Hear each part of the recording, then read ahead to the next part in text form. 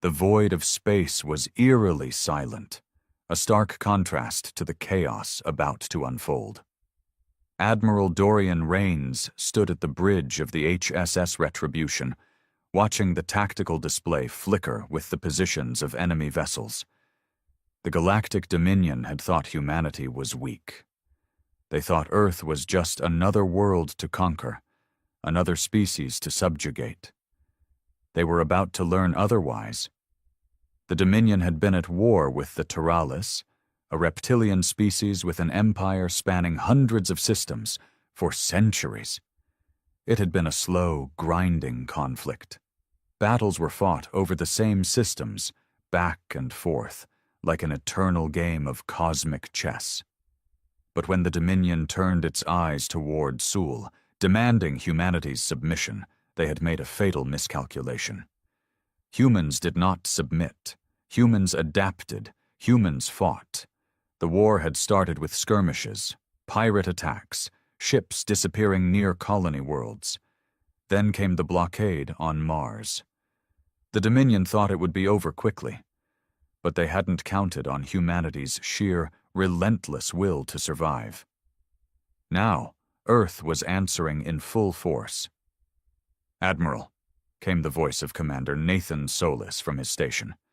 "The Dominion fleet is holding steady in the Lagrange Point. Defensive formation. Looks like they think they're ready for us."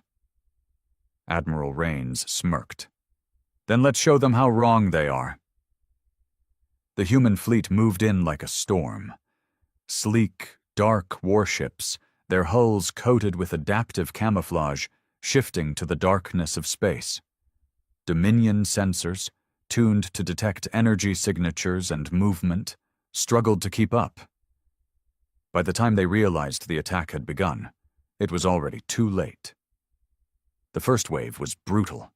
HSS Fury, HSS Nemesis, and HSS Warhammer led the charge.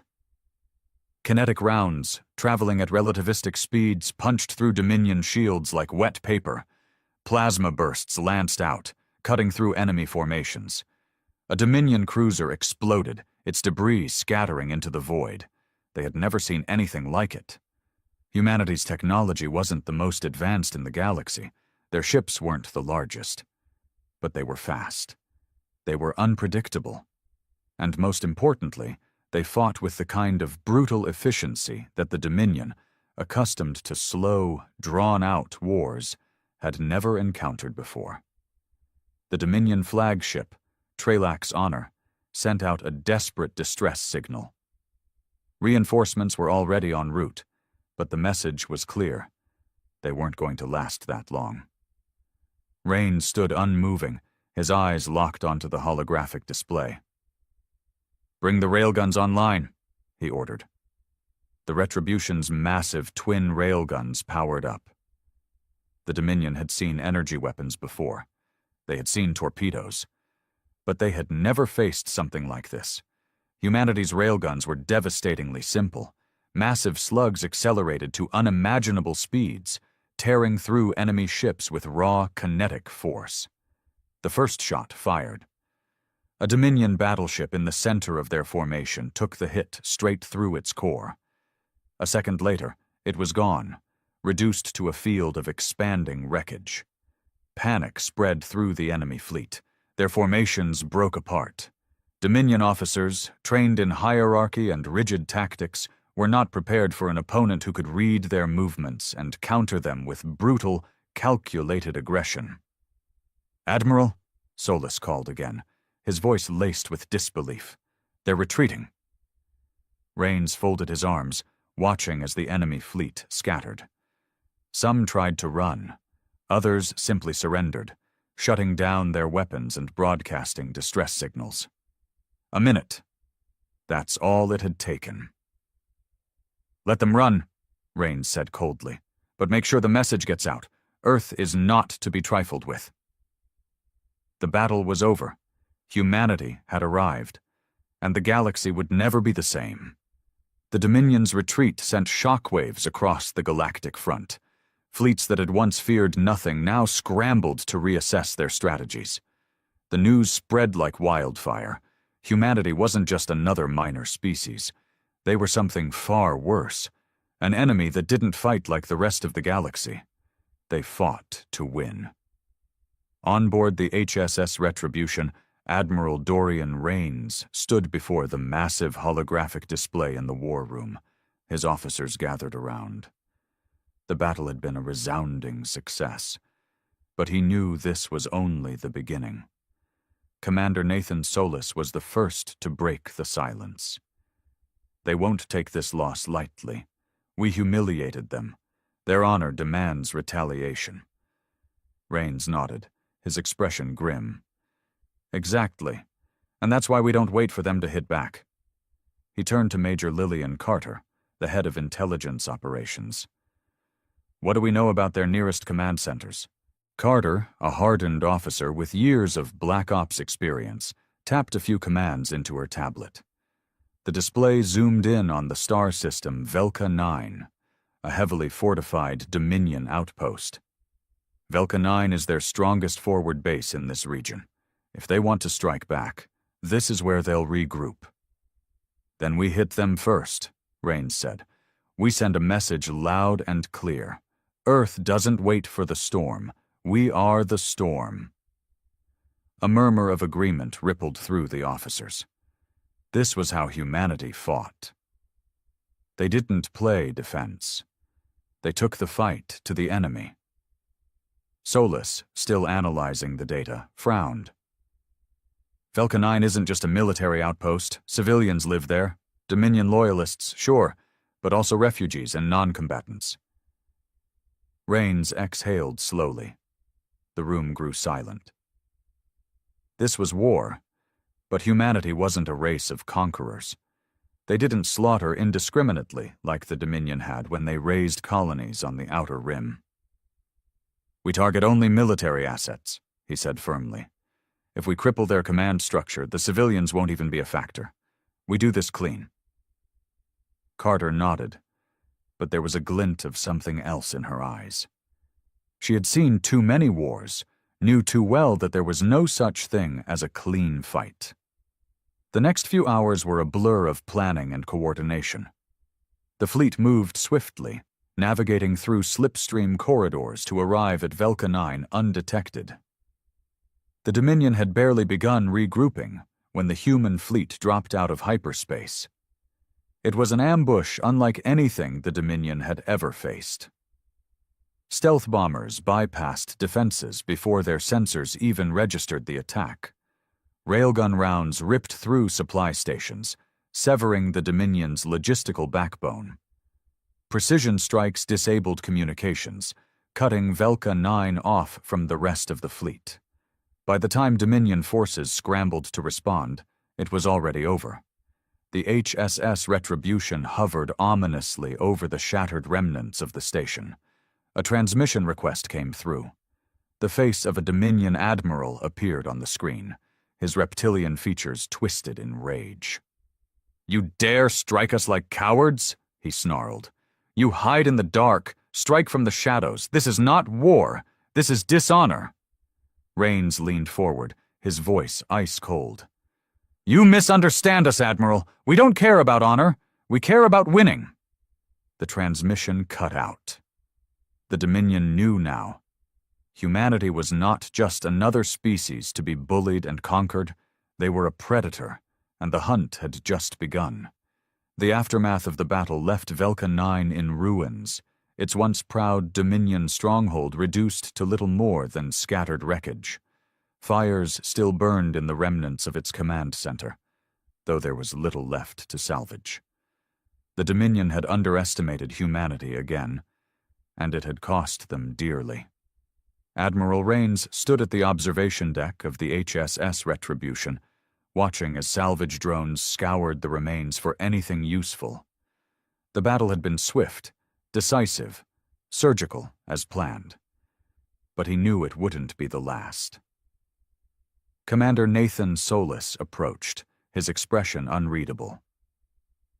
"The Dominion fleet isn't responding to distress calls from Velka 9. Either they're too afraid to face us, or they're planning something bigger." Raines folded his arms. We've backed them into a corner. The next move will be desperation. Major Lillian Carter's voice cut through the bridge's comms. Admiral, we just intercepted a transmission from deep within Dominion space. Let's hear it.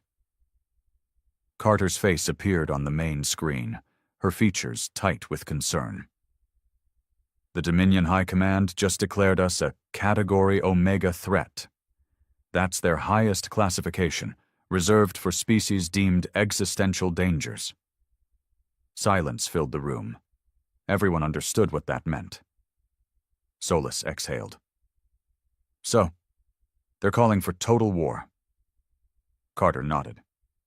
Every fleet, every soldier, every weapon they have. They'll throw everything at us. Rains wasn't surprised. He had anticipated this reaction, but hearing it confirmed was something else entirely. The Dominion had fought other wars before, but never against an enemy like humanity. They had never fought against an opponent who learned, who adapted, who fought not just with strength, but with ruthless, calculated aggression. They think they can drown us in numbers, Rains said, turning back toward the void outside. They don't realize that we don't fight like them. We don't play by their rules. Solus nodded, though there was a shadow of doubt in his expression. Even so, Admiral, this isn't just a fleet anymore. This is the entire Dominion war machine. We're talking about hundreds of battle groups, millions of soldiers, weapons we haven't even seen before. We'll fight smarter, Rains said simply, and we'll fight harder. Carter tapped at her console. That's not the worst part. Our spies have confirmed that the Dominion is reaching out to the other major empires. They're trying to rally the entire galactic community against us. That was the real problem. Humanity had just made its mark in the galaxy, and already they were being painted as a threat to every other species. If the Dominion succeeded in convincing the neutral factions to join their war, Earth wouldn't be facing a single empire. They would be facing the combined might of the galaxy. A lesser species might have surrendered, might have tried to negotiate, to find a diplomatic way out. But humans weren't wired that way. Rains turned to his officers, his voice carrying a quiet steel. We send a message of our own. Solus arched an eyebrow. And what's that? We show them why making an enemy of Earth is the last mistake they'll ever make. Across the fleet, the order went out. War preparations began. Humanity would not be crushed. Humanity would conquer. The Dominion wasted no time. Within days of the Velka 9 massacre, reports flooded in from across the galaxy. Entire battle groups were being mobilized, fleets stretching for light years converging toward human-occupied space. The Dominion had called for total war, and the galaxy had answered. Admiral Rains stood in the command center of the HSS Retribution, staring at the vast network of enemy movements projected onto the holotable. Red dots swarmed like a plague, each one representing a fleet hell-bent on humanity's destruction. Commander Nathan Solus exhaled sharply beside him. We're looking at a coalition of over 12 species. The Dominion pulled every favor they had. Even the Teralis, their sworn enemies, have agreed to a temporary alliance to wipe us out. Rains wasn't surprised. Humanity had done the unthinkable. They had introduced fear into a galaxy that had long thought itself superior, and nothing united old enemies like fear. Major Carter's voice came through the tactical channel. Sir, intelligence confirms the main fleet is massing near the Trion Expanse. If they push through, they'll reach our outer colonies within a week. Solus ran a hand through his hair. We can't stop a force that large in open battle. Even with all our tech, all our tactics, they'll overwhelm us. Rains remained silent for a moment. Then he looked up. We don't fight them in open battle. Solus frowned. Then how? We bleed them, Rains said. We don't let them bring the war to us. We take the war to them. A slow grin spread across Carter's face. "You're talking about hit and run." "Not just hit and run," Rains clarified. "Total disruption. We don't just attack them, we cripple them. We cut supply lines, sabotage their command networks, turn every planet between here and Earth into a death trap. They think they're marching toward victory, but by the time they get here, they'll be broken." Solus let out a low chuckle. "Guerrilla warfare, but on a galactic scale." Rains nodded. "It's what humans do best." The plan was set in motion immediately. Strike teams were deployed to enemy supply routes, planting sleeper agents and sabotage cells within key logistics hubs. Covert operations hit Dominion fuel depots, causing critical shortages before battles could even begin. Stealth fleets harassed the enemy's long-range scouts, making it impossible for them to get accurate intelligence. And then, the real attacks began. At Zeltrak Station, the Dominion's primary resupply point, human infiltrators disabled automated defenses minutes before an assault fleet arrived. Explosions ripped through the station's infrastructure, and before the enemy could even mount a counterattack, the humans were gone. At Bax 5, an industrial world supplying Dominion warships, a series of accidents triggered catastrophic chain reactions in their primary shipyards. Within hours, hundreds of vessels were reduced to burning husks. At Veloc Prime, one of the Dominion's key communications hubs, cyber warfare teams unleashed a digital plague that caused confusion and miscommunication among the coalition forces. Battle plans were scrambled, reinforcements were misrouted, and in some cases, Dominion ships fired on each other. The galaxy had never seen war waged like this.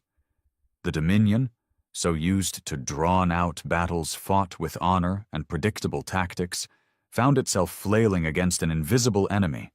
Humanity didn't fight with brute force. They fought with relentless ingenuity. And then came the real turning point. A Dominion dreadnought, the Vector, carrying a high-ranking war council, was en route to the front lines.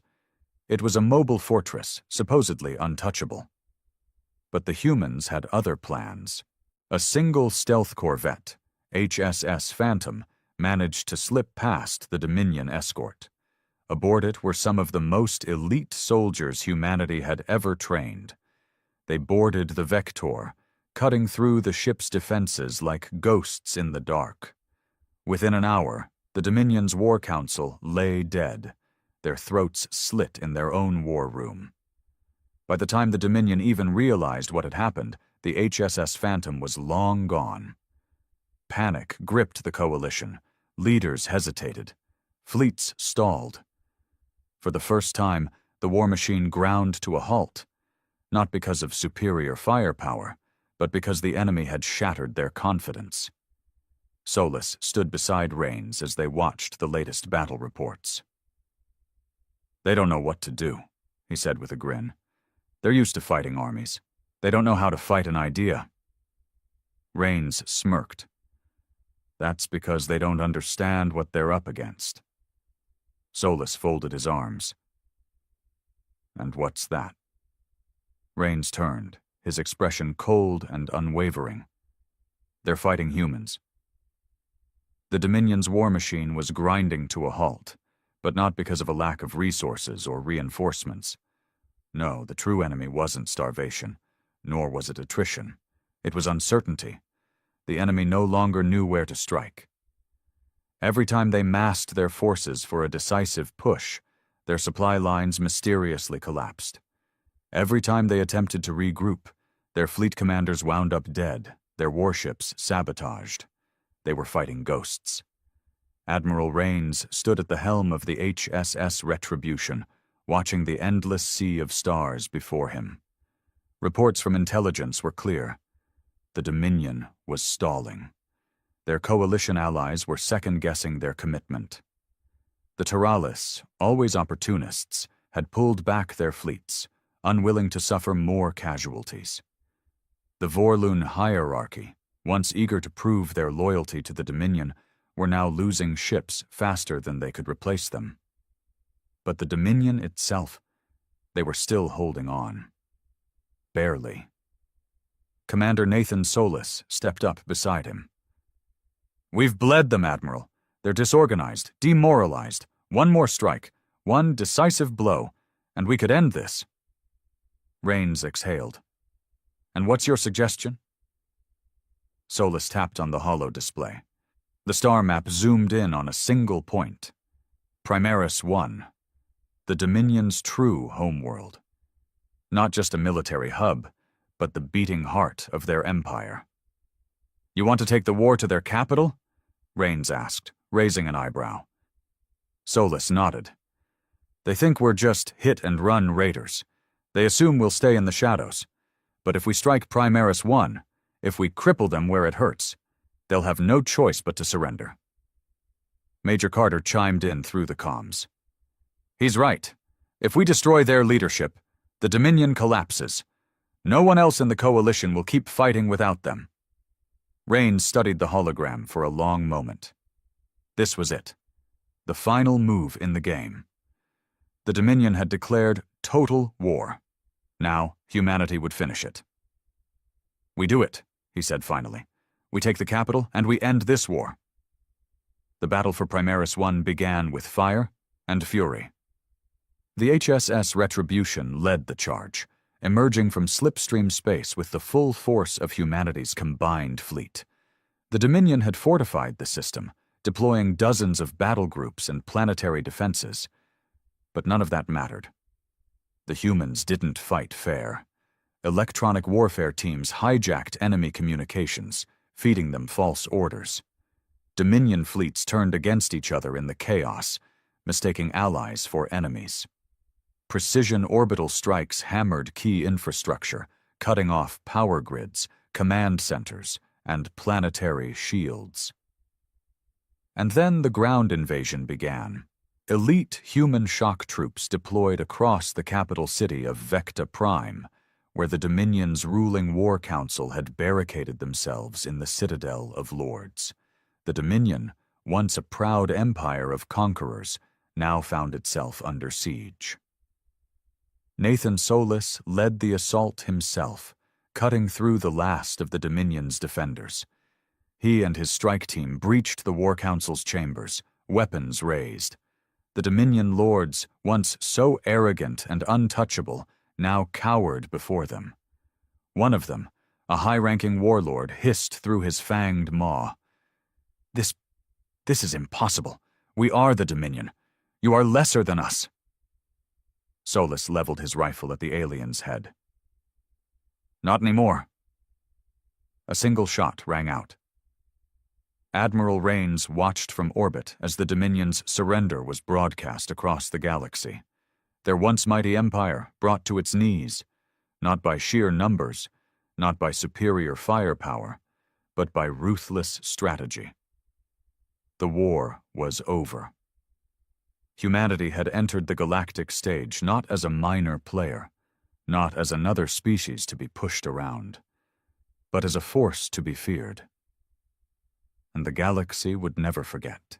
The war was over, but peace was not guaranteed. The Dominion's surrender sent shockwaves across the galaxy. Their once mighty fleets drifted aimlessly, leaderless and fractured. Their allies, once so eager to fight humanity, now scrambled to distance themselves from the losing side. Some worlds rejoiced in the fall of their oppressors. Others feared what would come next. Humanity had proven itself a force to be reckoned with. But now, the real question remained. What would they do with their victory? Admiral Rains sat alone in his private quarters aboard the HSS Retribution, staring at the latest reports. Across former Dominion space, revolts had erupted. Entire colonies that had once been enslaved were rising up, purging their former overlords. Some called for independence, others called for revenge, and some called for human rule. A soft chime rang through the cabin. The door slid open, revealing Major Carter. She saluted sharply before stepping inside. "We have a problem, sir," she said. Rains set down his datapad. Just one? Carter didn't smile. More like a dozen. Reports are coming in from the outer Dominion sectors. Some of their military governors refuse to acknowledge the surrender. They've declared themselves warlords, rallying whatever fleets they have left. Rains exhaled. Of course they have. Carter hesitated. And there's something else. The coalition is uneasy. The same species that were once willing to fight us now see us as the next galactic superpower. Some are already whispering that humanity is the new threat. Rains leaned back in his chair. He had expected this. No empire simply won a war and walked away without consequences. The galaxy had learned to fear humanity. But fear was a fragile thing. It could turn into respect, or it could turn into hatred. Before he could respond, the intercom crackled. Admiral, incoming transmission from the Terran High Council, Priority 1. Rains glanced at Carter, then nodded. Patch it through. The holographic display flickered to life, revealing the stern face of Chancellor Elias Monroe, Earth's highest-ranking political leader. His expression was unreadable. Admiral Rains, Monroe said, his voice measured. Congratulations on your victory. Rains inclined his head. Thank you, sir. Monroe's eyes darkened. But I'm afraid we have little time to celebrate. The Dominion is broken but not destroyed. Rogue warlords are already rallying their forces, and worse, the galactic community sees us as an unstable power. If we don't act swiftly, we risk another war before this one is even cold. Rains understood. What's the Council's decision? Monroe took a deep breath. We occupy the Dominion's core worlds. We stabilize the region under human governance. Carter's eyes widened slightly. Even Rains felt the weight of those words. You want us to rule them? Rains asked carefully. Temporarily, Monroe clarified. We don't have to hold their entire empire, just the key systems. If we don't, another power will, and the last thing we need is another galactic warlord rising up to finish what the Dominion started. Rains folded his arms. And what happens when we do take control? Do we leave? Do we stay? How long before humanity becomes just another empire? Monroe's face was unreadable. That depends on what happens next. The transmission cut out. Carter exhaled. We just won the war, and now we're about to start something bigger. Rains nodded slowly. He knew what came next wouldn't be about battles or fleets. It would be about power, and power had a way of changing everything. The occupation of the Dominion's core worlds began swiftly. Humanity moved with surgical precision, deploying fleets to strategic locations, securing vital infrastructure, and ensuring that no warlord could rise from the ashes of the shattered empire. At first, the remnants of the Dominion fought back. Scattered military units, desperate to reclaim their lost glory, launched ambushes against human patrols. Terrorist cells, fueled by hatred for their new rulers, detonated explosives in key government centers. But none of it was enough. The Terran forces had fought too long, too hard, to be undone by desperate insurgents. For every attack, humanity responded with overwhelming force. For every rebellion, there was swift retaliation. Admiral Rains oversaw the operation from the bridge of the HSS Retribution, watching as his soldiers secured one Dominion world after another. Commander Solis stepped up beside him. Most of their resistance is broken, he said. The few warlords left are fighting each other more than they're fighting us. Rains studied the holodisplay. Dominion space, once a chaotic mess of civil war, was slowly stabilizing, under human control. And the rest of the galaxy? Rains asked. Solis hesitated. They're watching. The Teralis, the Vorlon, the other species who once backed the Dominion. They're nervous. Some think we'll become conquerors. Others think we'll collapse under our own weight. Rains sighed. And what do you think? Solis smirked. I think we just put ourselves at the center of the galactic stage, and everyone's waiting to see what we do next. In the halls of the Dominion's former capital, Vecta Prime, humanity's occupation was beginning to take shape. Major Carter walked through the newly established command center, watching as Terran officials worked to organize the planet's shattered government. Former Dominion administrators, now forced to work under human oversight, muttered bitterly as they compiled planetary reports. Armed soldiers stood watch over them, ensuring compliance. A Dominion governor, a reptilian creature known as High Speaker Keltar Ven, sat before her, his scaled face contorted in barely suppressed rage.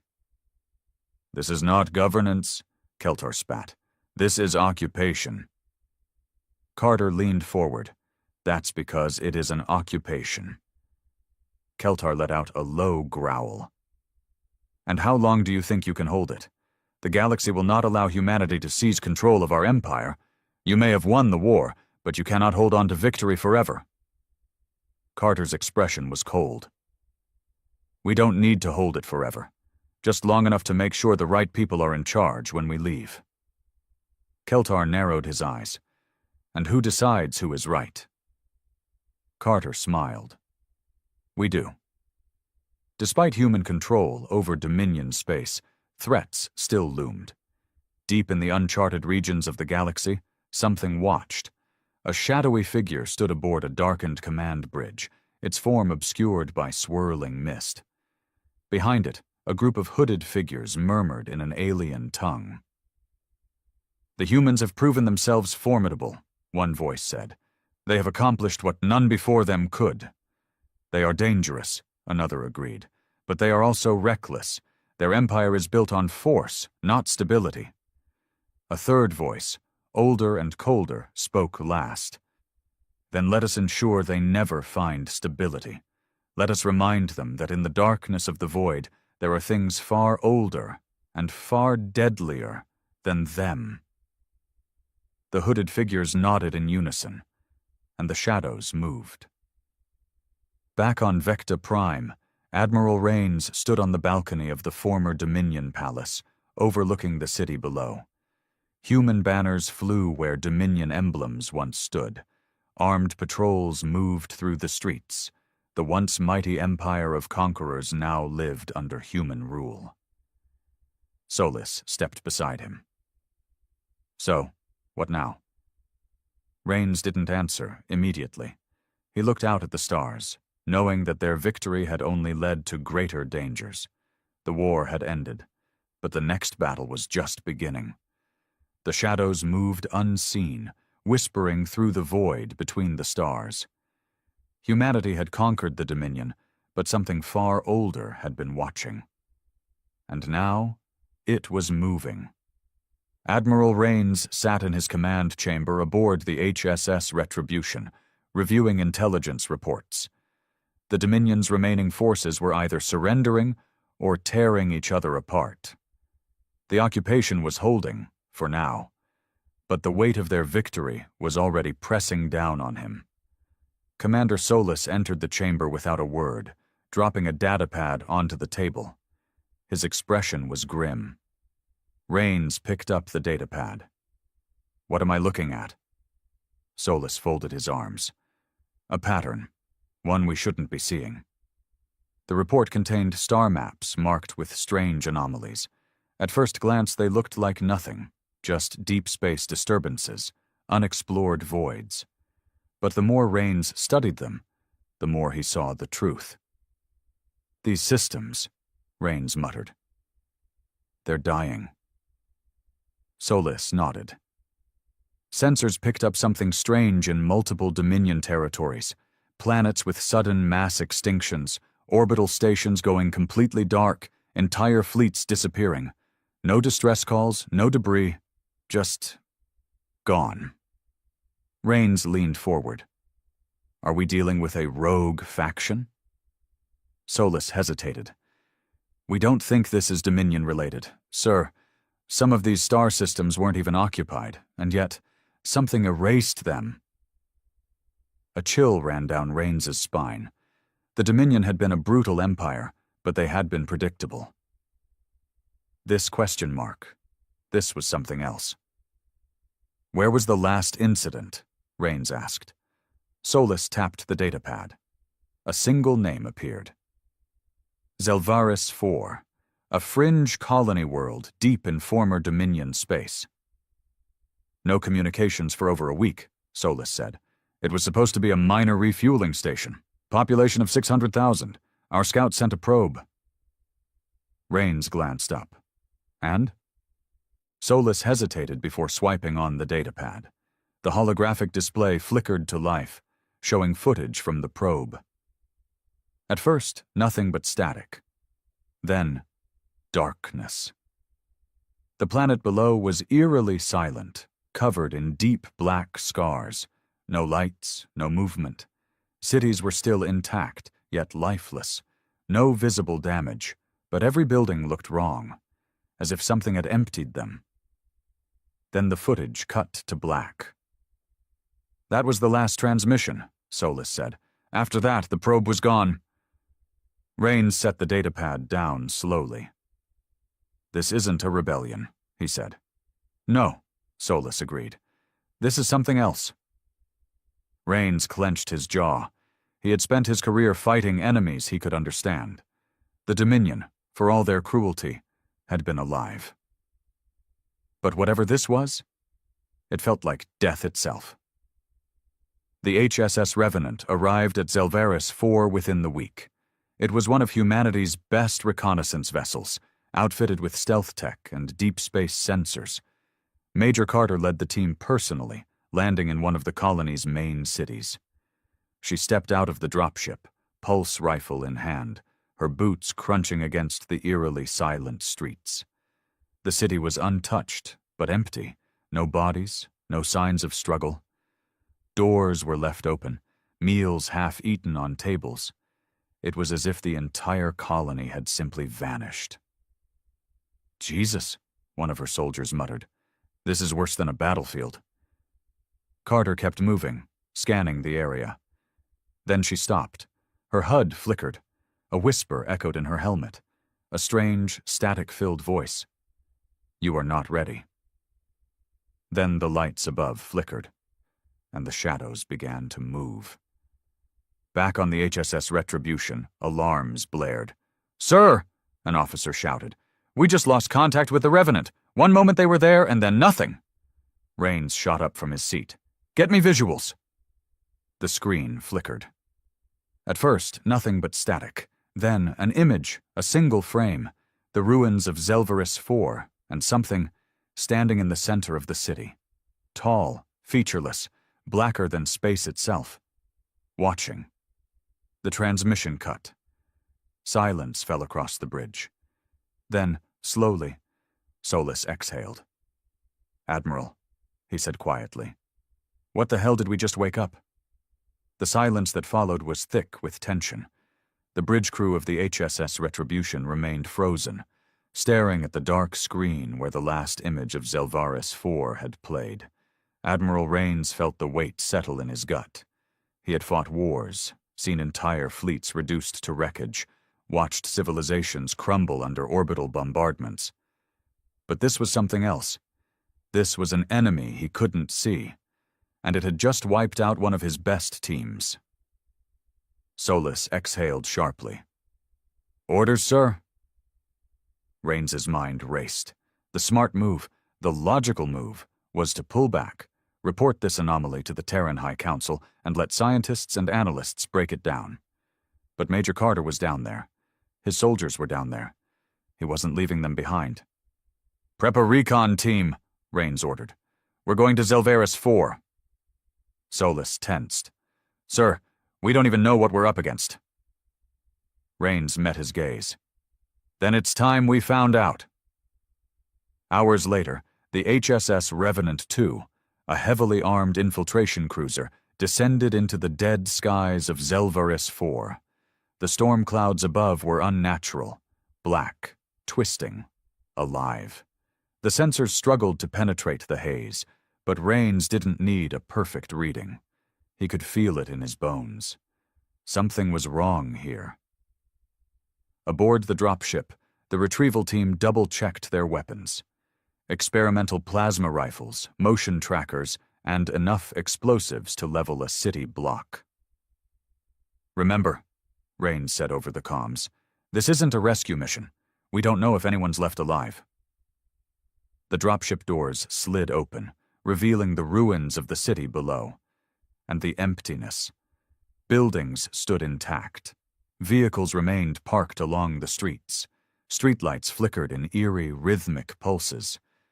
But there were no bodies, no signs of struggle, just a city abandoned in an instant. The team moved forward cautiously. "Eyes up," Solus muttered, scanning the rooftops. "This place feels like a goddamn grave." Rains gritted his teeth. It wasn't a grave. A grave had bodies. This was worse. They found the HSS Revenant near the city center, untouched but eerily silent. The ship's exterior was fine. No battle scars, no forced entry. Yet the crew was missing. Rains stepped inside, rifle raised. The interior was intact, but the air was thick with something unnatural. The lights flickered.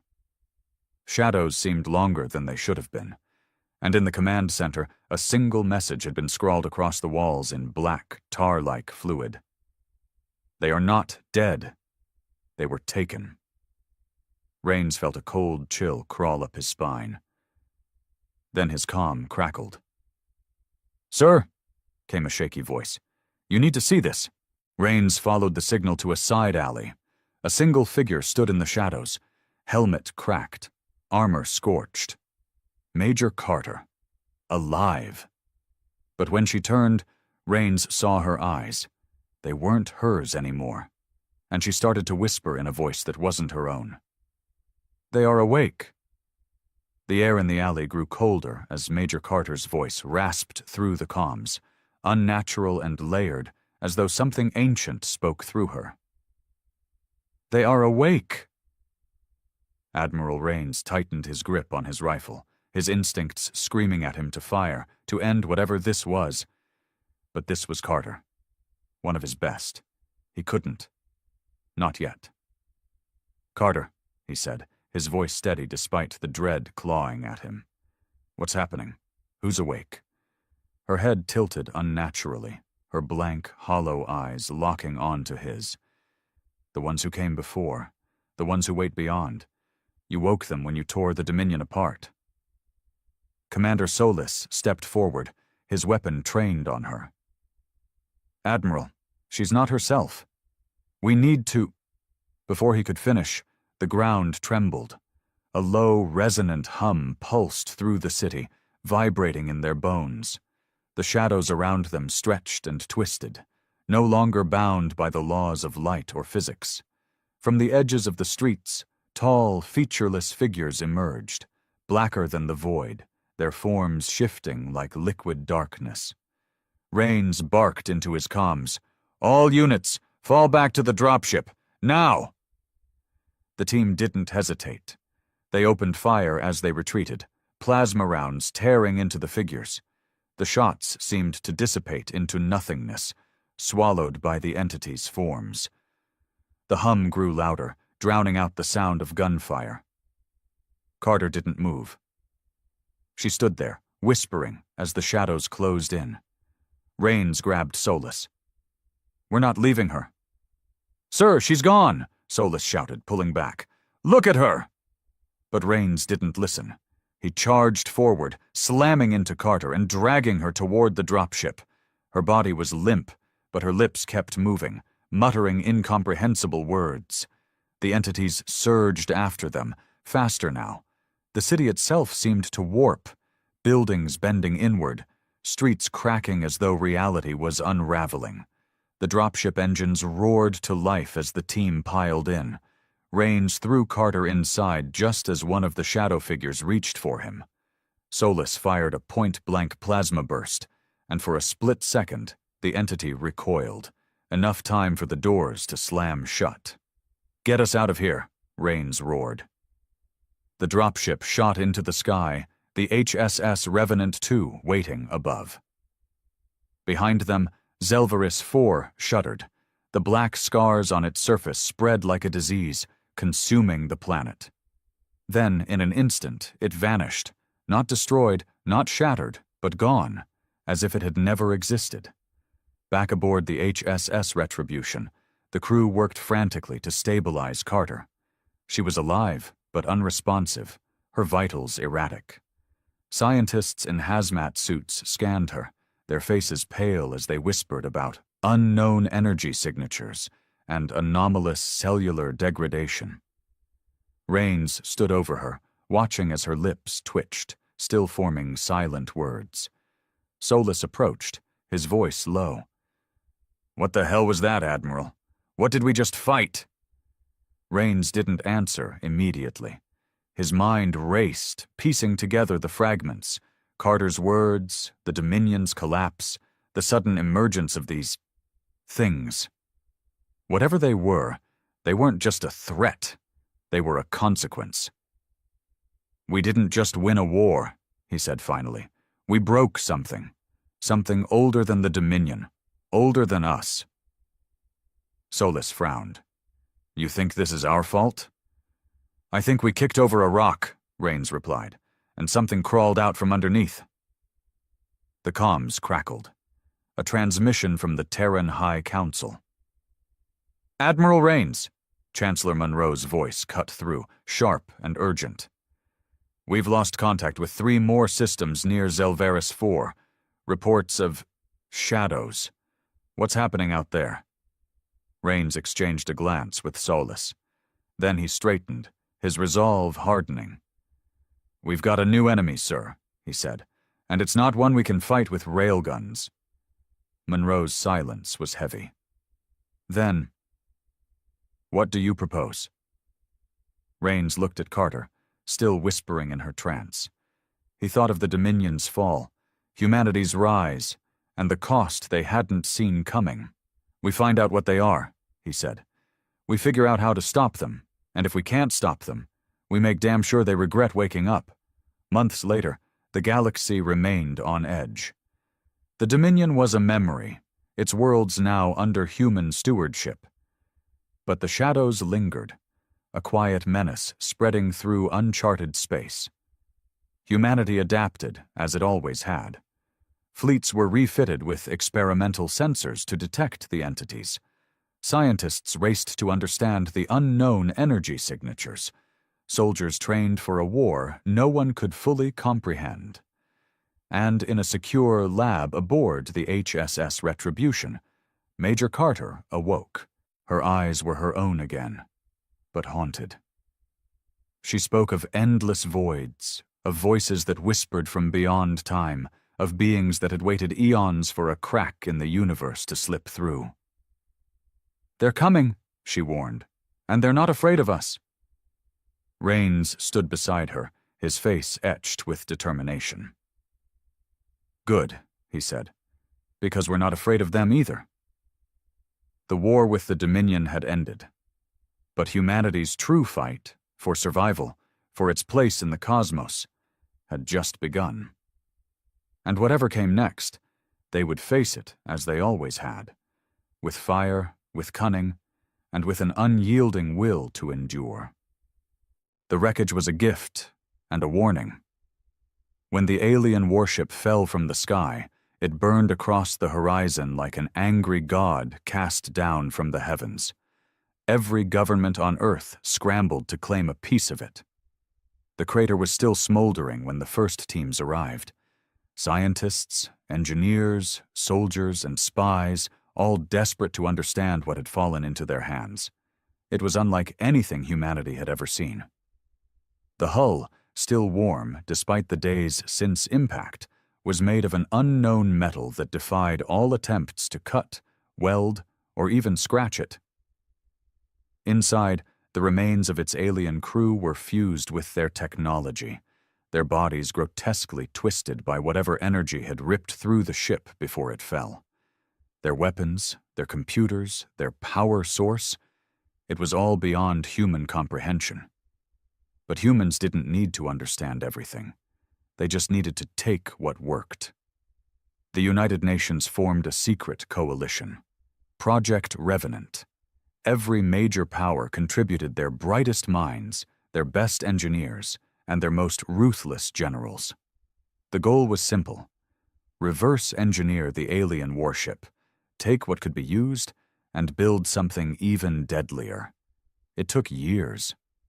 The first breakthrough came when a team in Germany managed to isolate a fragment of the ship's energy core. It pulsed with an eerie blue light, releasing more power than an entire nuclear reactor in a fraction of the space. Whatever technology fueled the ship, it wasn't bound by human limitations. Then came the weapons.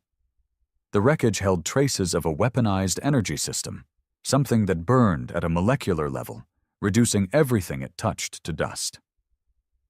Scientists called it a disruptor, but the soldiers testing it had a different name for it: the Hellfire beam.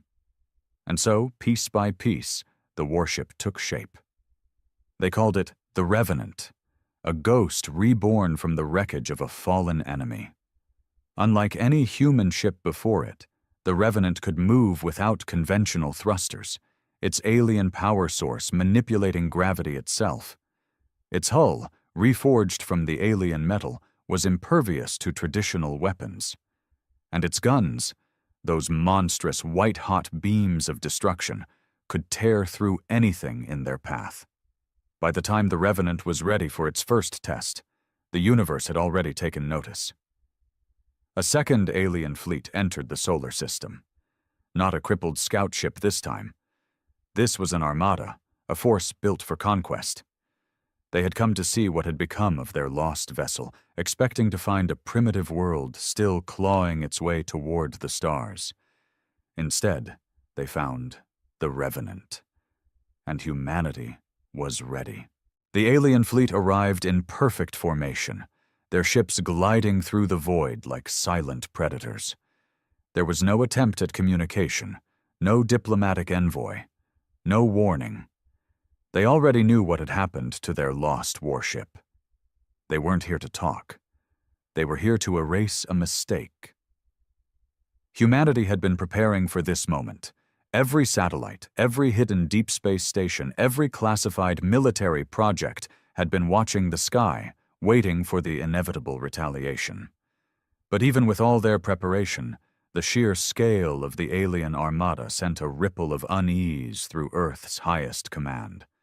They outnumbered humanity's entire fleet 10-1.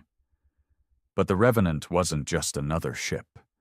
It was something new, something different. Commander Elias Grant stood on the bridge of the Revenant, staring at the massive view screen as the alien ships approached. His crew was silent, their faces tense but resolute. This was why they had built this warship. This was why they had stolen fire from the gods. "Status?" he asked, his voice steady. "Gravimetric drive is stable. Weapon systems are online. Hull integrity at 100%. His tactical officer replied. Grant exhaled. "Then let's see what they've got." The aliens made the first move. A massive pulse of energy erupted from their lead ship, a violet beam slicing through the void. It was a weapon unlike anything Earth had ever faced. Pure annihilation, burning straight through space itself. And then it hit the Revenant.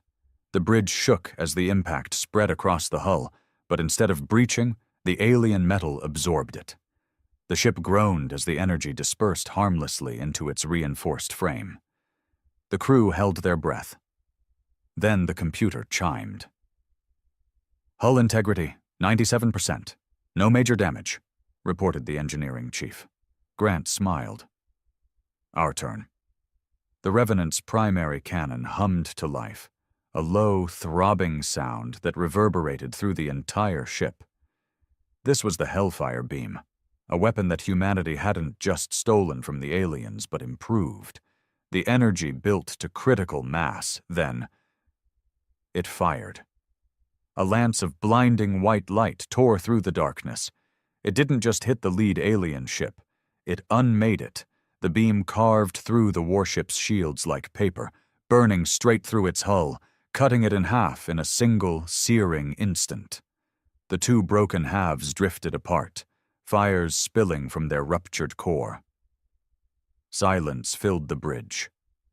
Then, them. Grant pointed at the fleet. Let's see how many we can take before they realize they've made a mistake. The Revenant surged forward, a ghostly blur in space. The alien fleet scrambled, their ships twisting into evasive patterns. But it was already too late. Humanity had done the impossible. They had taken an alien wreck and turned it into the most unstoppable warship the universe had ever seen. And now, the battle for Earth had begun. The alien fleet hesitated for the first time. They had come expecting a primitive species, one still fumbling with rockets and chemical explosives. Instead, they had walked into a slaughter. The Revenant didn't just fight. It hunted. Commander Grant gave the order, and the warship lunged forward, its gravimetric drive twisting space itself as it closed the distance. The alien ships tried to adjust, but they were too slow, too predictable. Target locked, firing secondary disruptors. A dozen smaller beams lanced out from the Revenant's hull, each one striking with pinpoint accuracy. Shields collapsed, hulls melted, and ships erupted into fireballs one after another. The enemy scrambled, their formations broke apart, their sleek warships maneuvering erratically to avoid the death machine in their midst. A few turned and fled, vanishing into the void.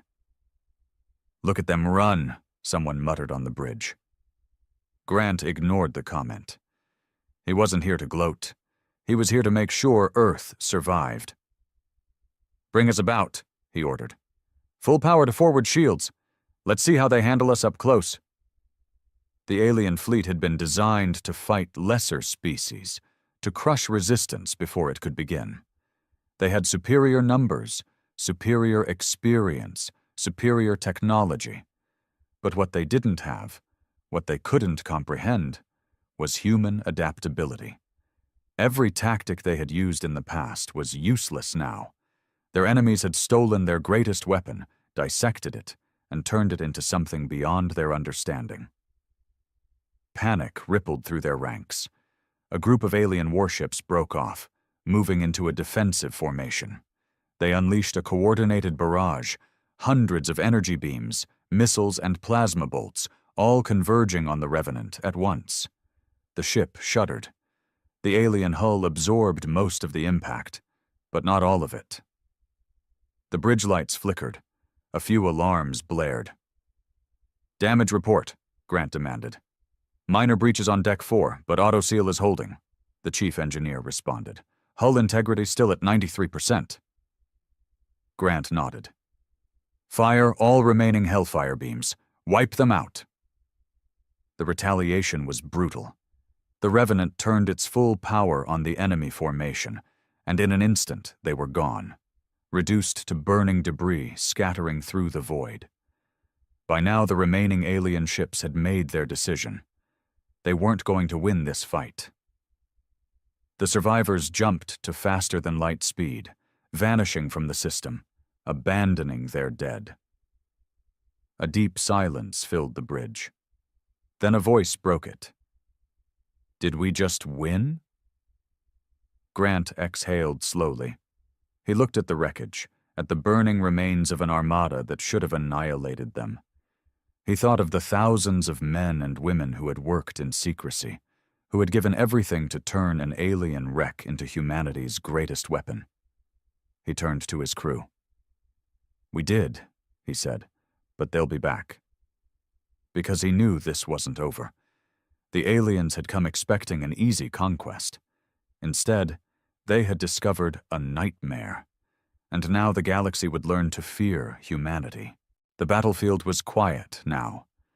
Nothing left but drifting wreckage and the distant glow of dying fire. The alien fleet was gone, but the silence did not bring comfort. It was the silence before the storm. Commander Grant stood at the center of the Revenant's bridge, staring at the debris on the view screen. Victory felt hollow.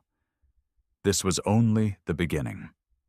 The aliens hadn't just lost a battle, they had been humiliated, and no empire in the galaxy would let that stand. The war was coming. "Status on Earth?" Grant asked. A communications officer looked up from his console. "The planetary defense grid reports no damage. Civilian authorities are maintaining blackout protocols. No major breaches in classified data. As far as the public knows, we just repelled an asteroid impact." Grant almost laughed. The government still thought they could keep this quiet.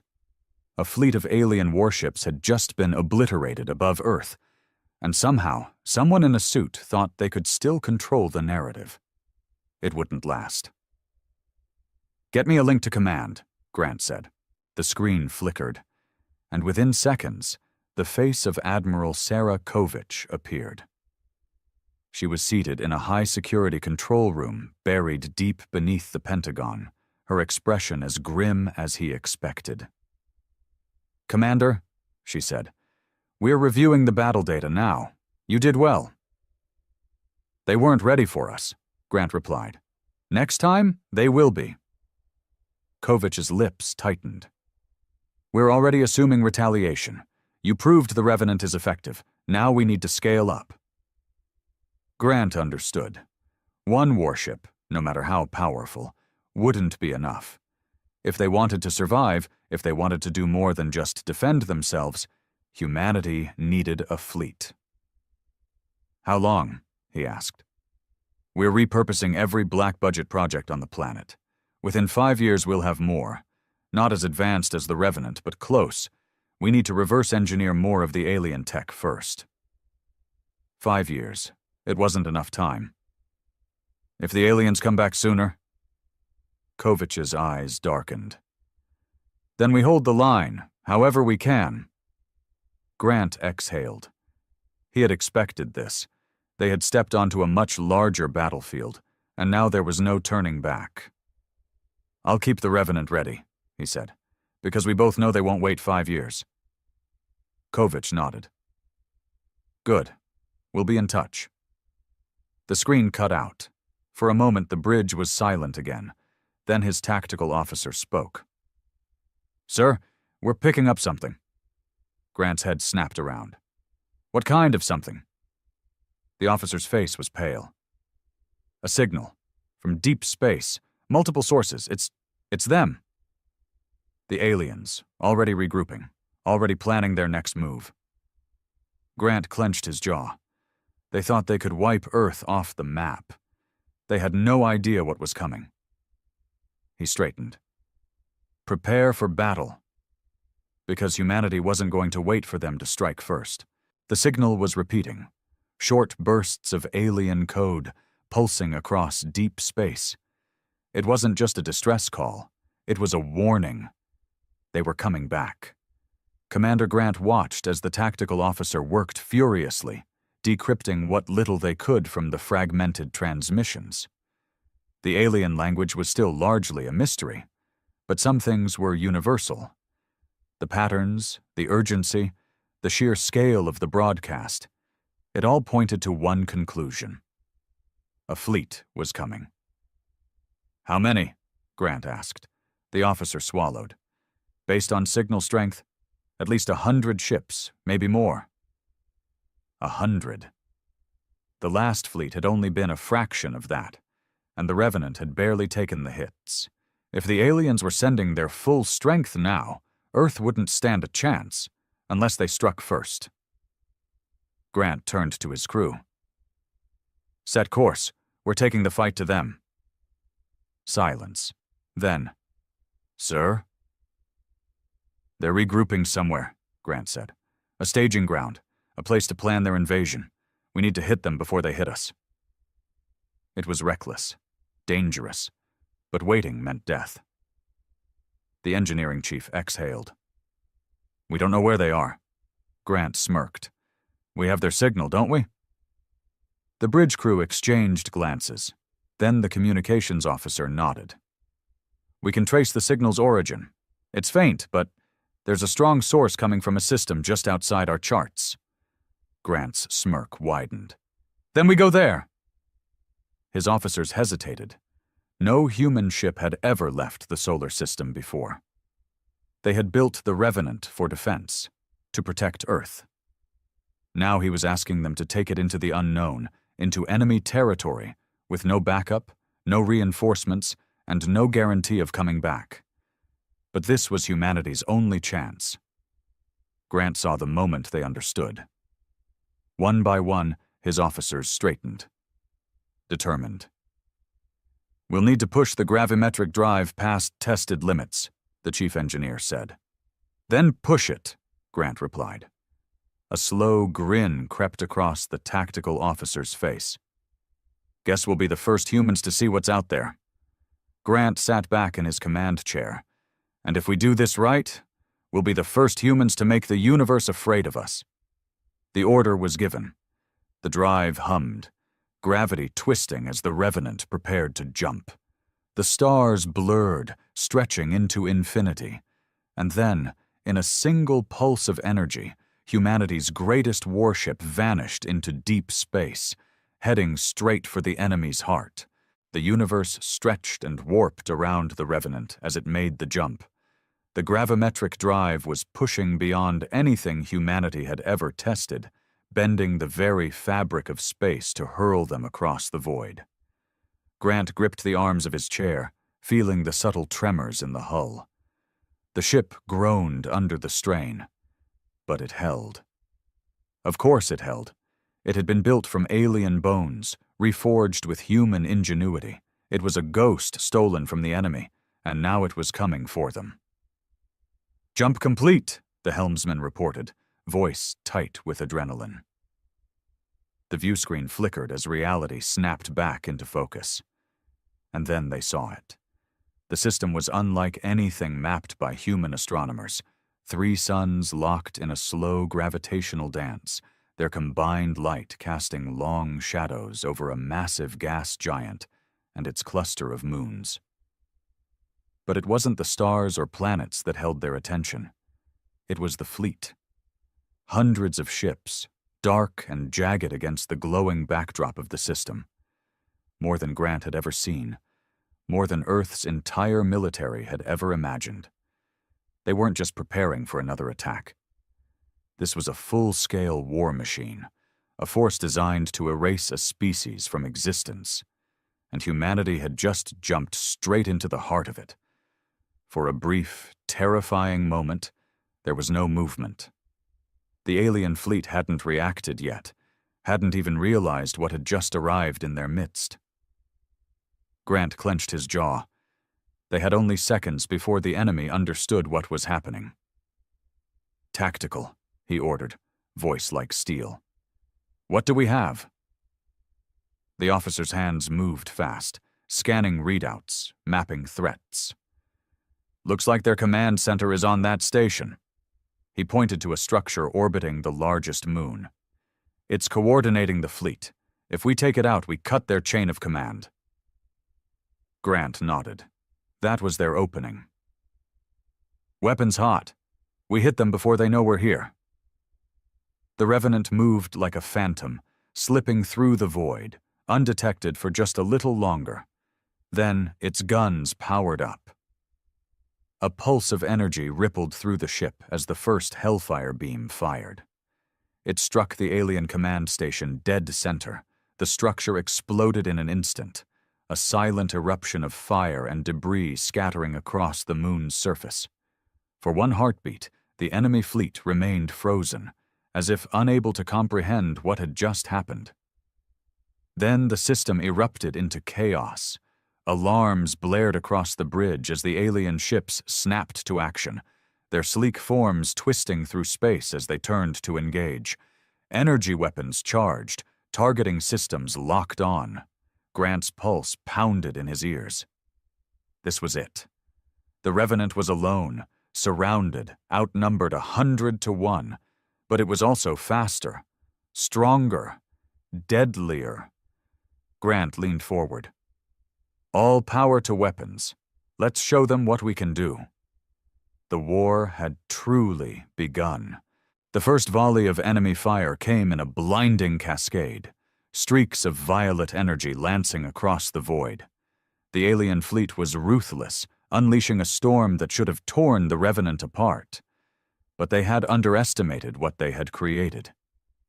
The warship twisted through the fire, its gravimetric drive bending inertia itself. It slid through space in ways no human craft had ever moved before, dodging beams that should have been unavoidable. The few shots that did connect splashed harmlessly against its reinforced alien hull. Then the Revenant struck back. The hellfire beams roared, slicing through the void with terrifying precision. The first enemy ship split in two, its molten halves spiraling into the darkness. The second and third exploded as secondary disruptor turrets locked onto their hulls, cutting through their defenses like paper. Within seconds, 3 ships were gone. But there were still hundreds more. "Multiple targets closing fast," the tactical officer shouted. "They're trying to surround us." Grant's eyes flicked over the displays. The enemy was learning. They were adapting, trying to box the Revenant in, overwhelming it with sheer numbers. If they succeeded, it was over. "We're not playing their game," Grant said. "Engage the gravimetric shockwave." A tense pause. The chief engineer turned. "Sir, that system is untested at this scale. No time for tests. Do it." The command was given.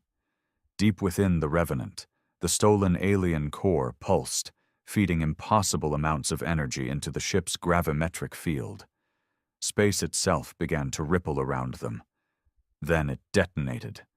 A ripple of unseen force blasted outward, a gravity shockwave so intense it sent dozens of alien ships spinning out of control.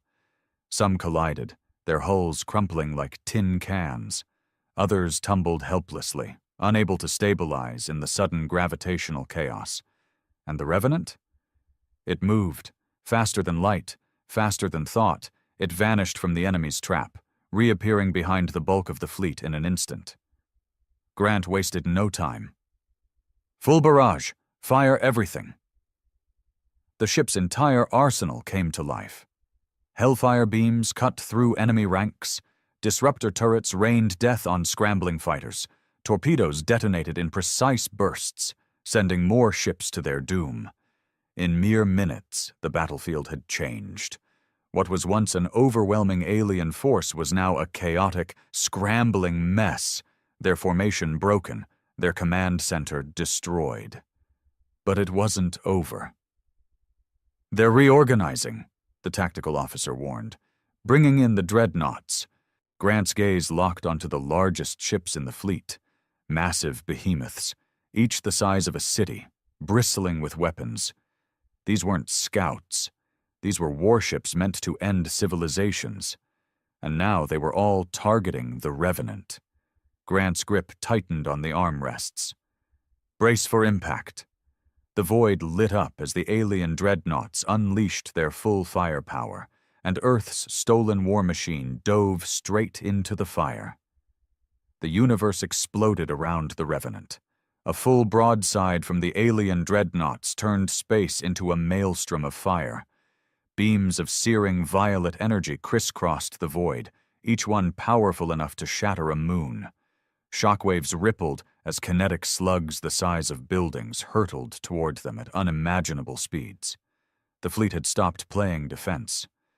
They wanted the Revenant gone. The ship lurched violently. The reinforced alien hull absorbed most of the damage, but not all of it. Warning alarms blared across the bridge as red lights flickered to life. "Hull integrity down to 68%, the chief engineer reported. "Gravimetric drive is fluctuating. We can't take another barrage like that." Grant gritted his teeth. The ship had been built to be invincible, but even the Revenant had limits.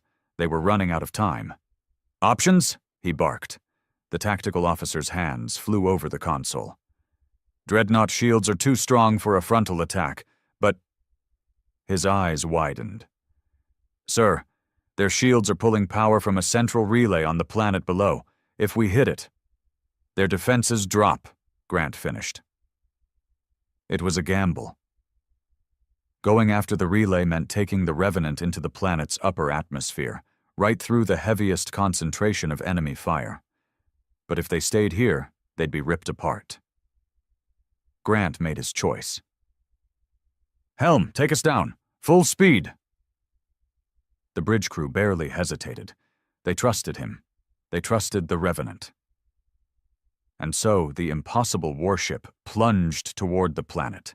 The alien fleet roared in pursuit. Fighters swarmed, dreadnoughts adjusted their angles, and the sky itself seemed to burn as the Revenant descended. The hull superheated, glowing red-hot as it tore through the atmosphere at impossible speed. Below them, the alien world stretched out, a dark, industrial nightmare, its surface riddled with factories, spires, and massive energy conduits pulsing with power. There, the relay, a massive tower easily the size of a skyscraper, its surface humming with the energy that fed the fleet above. Grant's pulse was steady. "Lock all weapons on that target." The ship's targeting systems aligned. The Hellfire beams glowed, primed and ready. Then the enemy made their move. A wave of alien interceptors surged ahead, forming a desperate screen around the relay. Anti-air cannons erupted from the ground, sending torrents of plasma skyward. It was a wall of fire. Grant smiled. "Plow through it." The Revenant dove straight in. Disruptor turrets fired in every direction, cutting interceptors out of the sky. Plasma rounds pounded against the hull, but the ship tore through them like a predator through prey. It pushed forward, relentless, unyielding. And then, "Fire!" Grant roared. The Hellfire beams erupted. The energy lanced straight into the relay. The impact was instantaneous. The tower overloaded, energy surging wildly before erupting in a cataclysmic explosion that lit up the entire sky. The alien fleet above shuddered. Their shields flickered, then failed. It was the opening humanity needed. Grant turned back to his crew, his voice ice cold. "Turn us around." Because now? Now it was time to finish this. The sky above the alien world became a graveyard. With the shield relay obliterated, the massive dreadnoughts, once invulnerable, were suddenly exposed. Their defenses flickered and died, leaving them as nothing more than giant steel coffins. And the Revenant was about to bury them. Grant gripped the armrests of his command chair, his voice sharp. "Helm, get us back up there. Maximum burn."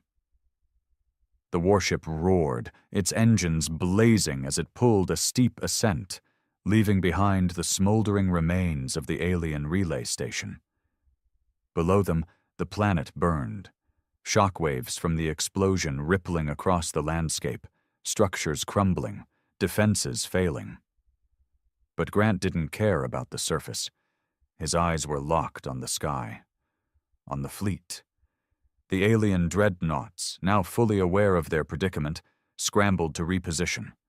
Their weapons still worked, but without their shields, they were vulnerable. And the panic was showing. "Enemy fleet in disarray," the tactical officer reported. "We caught them off guard. Some of their ships are trying to retreat." Grant's jaw clenched. These aliens had come to wipe out Earth. They had sent their first fleet expecting an easy conquest, and now, after losing 2 battles, they thought they could just leave? "Lock weapons on any ships attempting to retreat," Grant ordered coldly. "We're not letting them regroup, not now, not ever." A moment of hesitation rippled across the bridge. His crew had fought with him through the impossible, had believed in the mission, but this was extermination. But then his officers nodded. Because they understood. If humanity let them escape, the aliens would come back, stronger, smarter, and next time they wouldn't make the same mistakes. Grant had no intention of giving them that chance. Fire at will. The ship came alive. Hellfire beams cut through space, slicing through fleeing warships before they could engage their jump drives. The dreadnoughts, still attempting to regroup, were struck by torrents of disruptor fire, their hulls cracking apart. Secondary weapons targeted smaller ships, turning them into burning wrecks. The Revenant was a storm of death, and the aliens had nowhere to run. One of the largest dreadnoughts made a desperate move, spinning on its axis and charging its primary cannon, a final attempt to take the Revenant down with them. Grant saw it and acted before they could fire. "All power to the Hellfire beam," he ordered. The ship's energy surged, the core pulsing wildly as the beam charged past safety limits. Then it fired. A white-hot lance of destruction tore through the enemy dreadnought, slicing straight through its center. The massive warship hung there for a single agonizing moment, then erupted in a chain reaction of explosions, pieces of it scattering in all directions. And just like that, it was over. The last of the enemy ships lay broken. The alien fleet, once an unstoppable armada, had been utterly annihilated. The bridge of the Revenant was silent, the weight of what they had just done settling over them. Grant exhaled, steady. "Scan for survivors." A few escape pods drifted among the wreckage, remnants of the defeated fleet. But Grant knew the truth. This war wasn't over. The aliens had underestimated humanity. They had lost everything in the process. And now, they were the ones who would have to live in fear. Grant turned his gaze toward the darkness of space, where 1,000 more battles waited. "Set course for home," he ordered, "and prepare the message for Earth." Because humanity hadn't just survived. They had won. And the galaxy would never be the same.